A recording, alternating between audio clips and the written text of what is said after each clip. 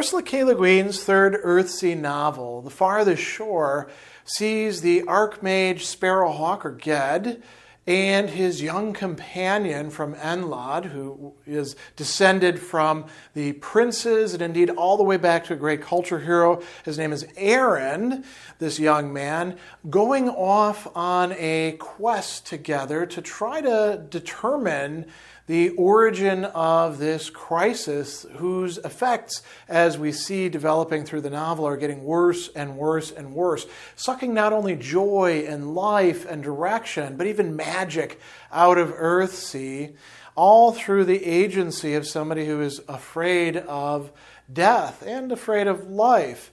And Arren pledges himself early on to Ged to be his companion, to obey him, to show loyalty to him. But in the mid part of the work, he goes through, we could say, a crisis of faith. And we see this depicted in very emotional ways. And so we can think about confusion, anger, fear, resentment, even terror. All of these things come up. Despair as well for Arren. And his commitment is going to get tested as time goes on. One of the first things that kind of prefigures what's happening is when he asks the archmage, they're both in disguise and they're going to Hort Town, and he says, aren't you defended against thieves and so on? And Sparrowhawk says, defended? What do you mean? Do you think I go about wrapped in spells like an old woman afraid of the rheumatism? I haven't the time for it. I hide my face to hide our quest, that's all. We can look out for each other. But the fact is, we're not going to be able to keep out of danger on this journey. And then we see Arren responding. Of course not, Arren said stiffly, angered in his pride. I did not seek to do so. That's just as well, the mage said, inflexible, and yet with a kind of good humor that appeased Arren's temper. Indeed, he was startled by his own anger. He'd never thought to speak thus to the archmage. But this then was not the archmage, this hawk with the snub nose and square ill-shaven cheeks. And as we're going to see going on through the story, the shine that's originally there on this great figure of the archmage is going to start to wear off. And Arren is going to get more resentful, more fearful. So, he's asking, why doesn't Ged actually use magic when he can? This will come up as a sticking point later on. And then the biggest question is, why does Ged take somebody who's clearly insane, who might knife them in the dark or push them overboard or lie to them? Why does he take a madman on board? And then we get to this chapter, this discussion, where what's going on with Arren is being depicted, right? There's a lot of things going on.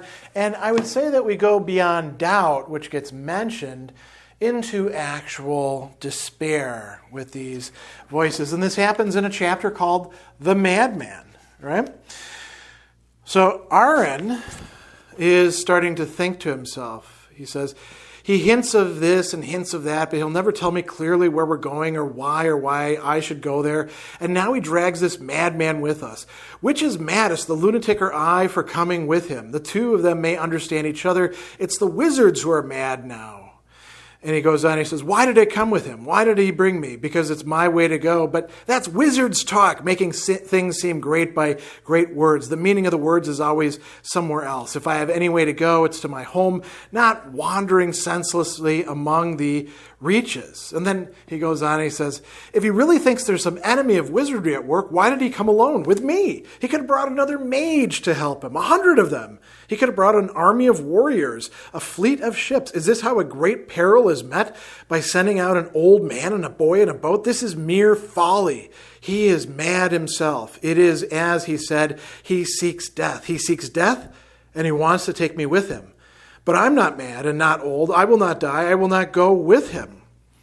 So Arren is engaging in this interior dialogue. And later on, just in the same chapter, we see Arren saying to himself, what a fool he'd been to entrust himself body and soul to this restless and secretive man, who let impulse move him and made no effort to control his life, nor even to save it. It was clear now that to those who knew the secrets, There were not many secrets to the art magic from which Sparrowhawk and all the generations of sorcerers and wizards had made much fame and power. There was not much more to it than the use of wind and weather, the knowledge of healing herbs, and a skillful show of such illusions and mists and lights and shape changes which could awe the ignorant but which were mere tricks. Reality was not changed. There was nothing in magery that gave a man true power over men, nor was it any use against death. Even in small matters, magery was not worth counting on. Sparrowhawk was always miserly about employing his arts. And so Arren is now not just entertaining doubts. He is actually telling himself things about this person that he's pledged himself to. So one of these is they're crazy, they're madmen, they're foolish, they make bad decisions. Another is that wizards are big talkers. They talk a good game, but none of the things that they say actually mean anything.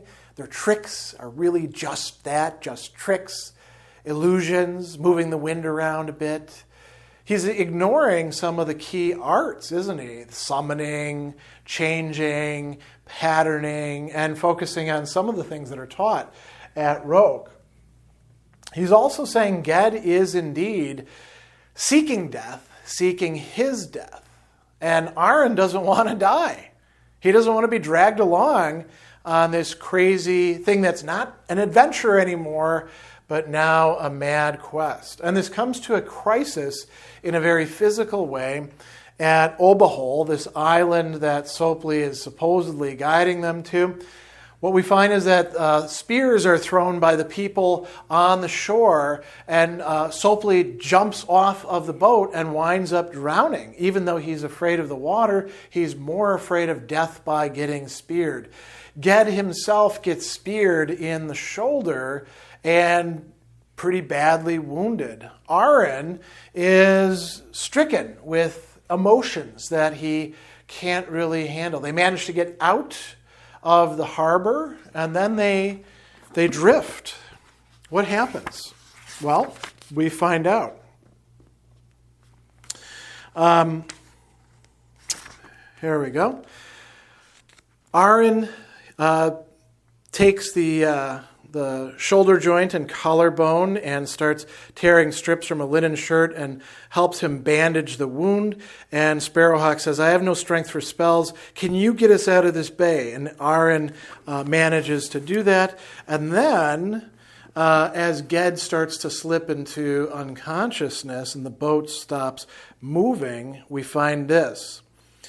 All this while, Arren had felt a sickly, heavy horror which grew on him and held him from action as if winding his body and mind in fine threads. No courage rose up in him to fight against the fear, only a kind of dull resentment against his lot. He should not let the boat drift here near the rocky shores of a land whose people attacked strangers. This was clear to his mind, but it did not mean much. That's really important. The meaning of things is ebbing away. What was he to do instead? Row the boat back to Roke? He was lost, utterly beyond hope in the vastness of the reach. He could never bring the boat back through those weeks of voyage to any friendly land. Only with the mage's guidance could he do it.